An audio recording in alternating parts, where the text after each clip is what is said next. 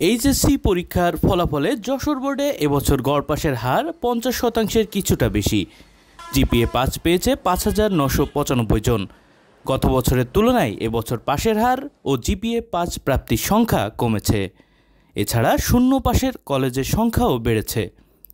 বৃহস্পতিবার সকালে বোর্ডের সভাকক্ষে ফলাফল ঘোষণা করেন বোর্ডের chairman professor doctor Asma Begum. আসলে আমাদের ছাত্রছাত্রীরা গত বছরের জুলাই বিপ্লবে বেশ খানিকটা সময় তারা আন্দোলনে ছিল, মাঠে ছিল এবং পড়াশোনায় তারা 100% ফিরতে পারেনি। তাতে তাদের একটু পড়াশোনায় ব্যাঘাত হয়েছে, এটা যেমন একটি কারণ ছিল। এরপরে আমরা নকলমুক্ত পরিবেশে সুষ্ঠুভাবে পরীক্ষা গ্রহণ করেছি, কোনো ভেন্যু কেন্দ্র ছিল না। তৃতীয়ত ছিল গুণগত মান উন্নয়নের জন্য আমাদের শিক্ষকবৃন্দ সচেষ্ট ছিলেন। তারা আমাদের ছাত্রছাত্রীরা যেমন ডেলিভার করতে পেরেছে, যেমন লিখতে পেরেছে, তারা সেইভাবেই নাম্বারিং করেছে। এটিও একটা কারণ অর্থাৎ প্রাপ্যতার ভিত্তিতে যার যতটুকু প্রাপ্য ততটুকুই দিয়েছে।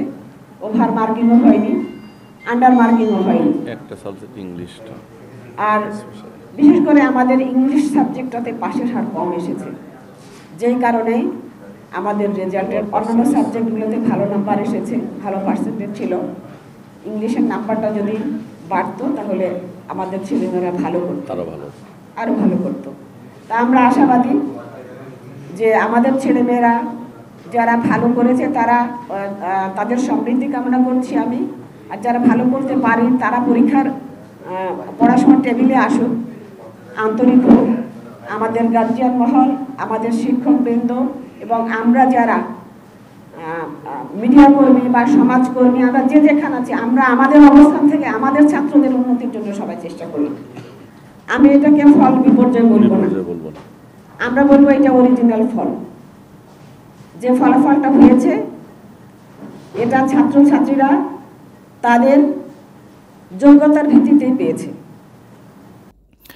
বোর্ড কর্তৃপক্ষের দাবি, জুলাই আন্দোলনের কারণে শিক্ষার্থীদের প্রস্তুতি কিছু ঘাটতি ছিল।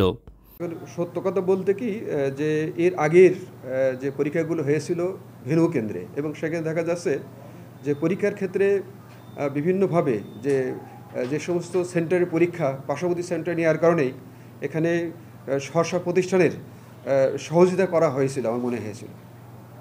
এবং এবার খুব সুন্দরভাবে এবং স্বচ্ছতার সাথে পরীক্ষা হওয়ার কারণেই যে শিক্ষার্থী যেভাবে পরীক্ষা দিয়েছে তার ফলাফল সেভাবে হয়েছে। এবং আমরা জানি যে শিক্ষার্থীরা তাদের যে পড়ালেখা থেকে কিছুটা সরে গিয়েছে আর কি। আমরা ইদানিং আমি বিশেষ প্রিন্সিপাল হিসেবে বিভিন্ন আমি খাওয়াও দেখেছি যে তাদের লেখার মানও খুব খারাপ, এবং তারা দেখা যাচ্ছে যে পড়ালেখার থেকে একটু সরে গেছে পড়ালেখা থেকে সরে গেছে। তো এই ফলাফল হওয়ার কারণে আমার মনে হচ্ছে যে আমরা আবার যে পূর্বের যে জায়গায় যে যারা স্টুডেন্ট যারা পড়ালেখা করে তারাই মাত্র পাশ করবে, আর যারা দেখা যাচ্ছে যে পড়ালেখা করে না তারা কিন্তু পাশ করবে না।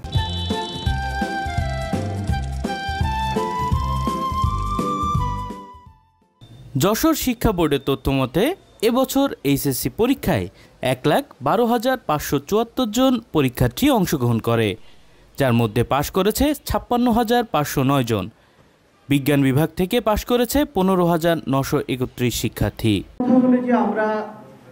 আমরা যে সময়কালটা পেয়েছি, আমরা জুলাই বিপ্লবের পরে আমরা যারা এখানে এসেছি নতুন, আমরা একেবারেই ক্রিটিক্যাল টাইম সেটা ছিল, এবং সেই সময় থেকে আমরা কিন্তু উদ্যোগ নিয়েছি কিভাবে ভালো পরীক্ষা নেওয়া যায়। আমরা শিক্ষা প্রতিষ্ঠানগুলোতেও গেছি, বিভিন্ন প্রতিষ্ঠান পরিদর্শন করেছি, তাদেরকে ইনস্ট্রাকশন দিয়েছি, কিন্তু সময়ের স্বল্পতা ছিল। একটা বড় সময় আপনারা জানেন যে আন্দোলন সংগ্রামে গত বছর 2024 সালটা পেরিয়ে গেছে। আমাদের চেয়ারম্যান মহোদয় কিন্তু কথাটা বলেছেন যে একটা বড় সময় শিক্ষার্থীদের কিন্তু এর মধ্যে চলে গেছে, কাজেই কিছু ঘাটতি তাদের রয়েই গেছে। এবং আমরা আগামীতে আমাদের পরিকল্পনা রয়েছে, আমরা সম্ভব হলে 1 মাসের মধ্যেই আমরা একটা সেমিনারের আয়োজন করতে যাচ্ছি বিভিন্ন ধরনের প্রতিষ্ঠান নিয়ে। আমরা আমাদের শিক্ষা বোর্ডে এই আয়োজনটা করব। আমরা প্রয়োজনে জেলায় জেলায় আমরা এই ধরনের মোটিভেশনাল যে সভাগুলো আমরা সেগুলো করার চেষ্টা করব। আসলে রেজাল্ট যে খারাপ হয়ে গেছে যশোর বোর্ডে, সেইটা এবার হয়েছে ঠিকই, কিন্তু একবার কিন্তু যশোর বোর্ডের রেজাল্ট খুব ভালো হয়েছে।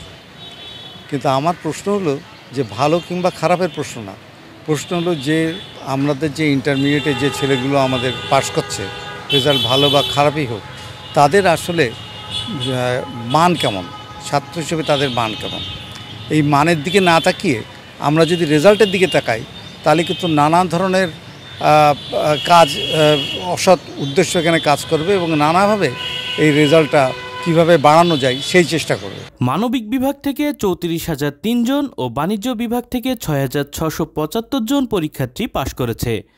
জিপিএ 5 পাওয়াদের মধ্যে বিজ্ঞান বিভাগে ছেলে 1,772 ও মেয়ে 1,609, মানবিক বিভাগে ছেলে 544 জন ও মেয়ে 1,635 জন এবং বাণিজ্য বিভাগে ছেলে 164 জন ও মেয়ে 271 জন। এখানে যে প্রশ্নপত্র প্রণয়ন করা হয় সেখানে দেখা গেছে যে আমাদের বোর্ডের প্রশ্ন তো আমাদের বোর্ডের কোনো স্যার করেন না, অন্য বোর্ডের যে প্রশ্নপত্র যারা তৈরি করে সেই প্রশ্ন লটারির মাধ্যমে এই বোর্ডে নির্ধারিত হয়। সেখানে দেখা গেছে যে ইংরেজি এবং বিজ্ঞানের ক্ষেত্রে পদার্থবিজ্ঞান, অ্যাকাউন্টিং, এইসব বিষয়গুলোতে প্রশ্নপত্র অনেক কঠিন হয়েছে, যেটা ছাত্রছাত্রীদের হয়তো আমাদের বোর্ডের আন্ডারে যেসব ছাত্রছাত্রী আছে তাদের যেভাবে প্রস্তুতি ছিল সেই প্রস্তুতির সাথে তাদের প্রশ্নর যে মান, প্রশ্নের যে ধরন সেটা প্রত্যাশিত ছিল না। ফলে সব মিলিয়ে এই যে কয়েকটা কারণের কথা বললাম, আমাদের যশোর বোর্ডের ফলাফলে তার একটা প্রভাব পড়েছে। গত বছরের তুলনায় এবছর পাশের হার ও জিপিএ 5 প্রাপ্তির সংখ্যা কমেছে। গত বছর গড় পাশের হার ছিল 64.28%। জিপিএ 5 পেয়েছিল 9,749 জন। এছাড়া শূন্য পাশের কলেজের সংখ্যাও বেড়েছে। এবছর শূন্য পাশের কলেজের সংখ্যা 20টি।